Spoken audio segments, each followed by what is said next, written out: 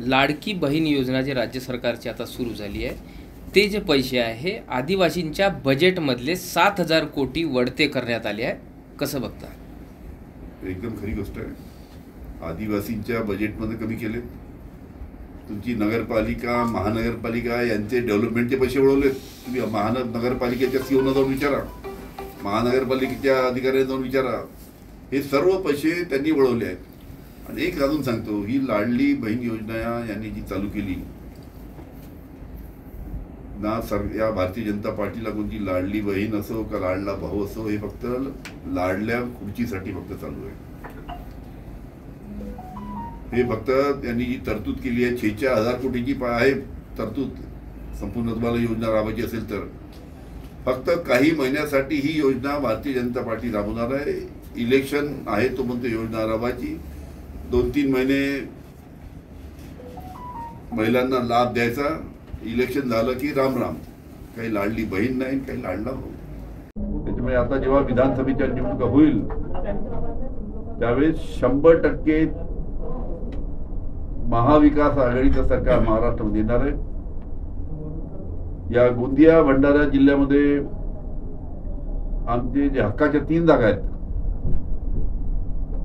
एक तिरोडा, दुसरी अर्जुनी मोरगाव आणि तिसरी भंडारा जिल्ह्यातली तुमसर, या 3 आमच्या हक्काच्या जागा आहेत. तिथे आमचे आमदार होते. त्याच्यामुळे या 3 जागा आम्ही वाटाघाटीमध्ये 100% घेऊ. आता 27 तारखेपासून म्हणजे उद्यापासून पहिली बैठक वाटपाच्या बाबतीत काँग्रेस, राष्ट्रवादी, शिवसेना तिथे एकत्र होणार आहे. त्याच्यामुळे 3 जागेसाठी आमचा आग्रह आहे आणि 3 जागा आमच्या हक्काच्या असल्यामुळे आम्ही त्या वादविवाद झाले तरी हरकत नाही, पण आम्ही त्या 100% आमच्या राष्ट्रवादी काँग्रेसला घेऊ. या पद्धतीने आमचं वरिष्ठ नेत्याशी चर्चा झाली आहे.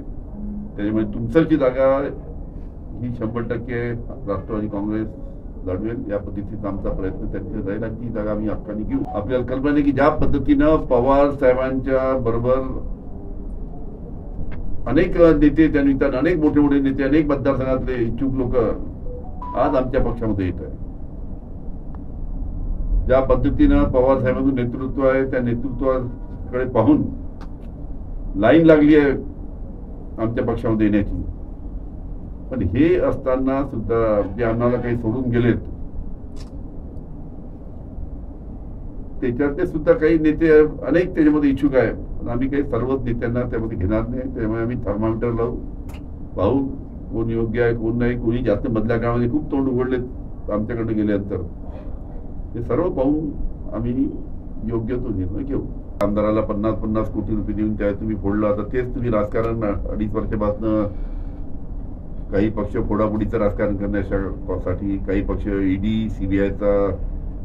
ईडी सीबीआयची भीती दाखवून पक्ष फोडण्याचं काम त्या निमित्तानं गेल्या 2.5 वर्षापासून 3 वर्षापासून आपण करता. या संपूर्ण अशा प्रश्नाकडे आपलं दुर्लक्ष आहे. इकडे महागाई वाढत आहे, तरुणांच्या हाताला काम नाही, शेतकऱ्यांचे अनेक प्रश्न आहेत, त्याकडे तुमचं लक्ष नाही. एका आमदाराला 50-50 कोटी रुपये दिले. हिशोब लावतो 45 आमदाराचा किती होत असेल. ते आमचे अनेक नेते ईडी सीबीआयच्या दाखाली सगळे पळाले तिकडे, हे सुद्धा आपल्याला कल्पना आहे. हे इथे असं चालू आहे, कर्नाटकामध्ये सुद्धा ते चालू आहे. इथे तर 50 लाख कोटीचा भाव होता, तिथं तर 100 कोटीवर भाव गेला ऐकलं मी. एका आमदाराला 100 कोटी रुपये देऊन त्या निमित्तानं पक्ष फोडतोय. हे काय चालू आहे?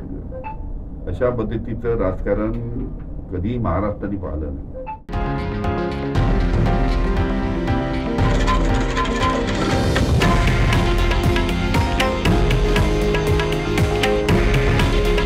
हे आहे देशातील नंबर 1 न्यूज नेटवर्क आणि आपण पाहत आहात TV9 मराठी.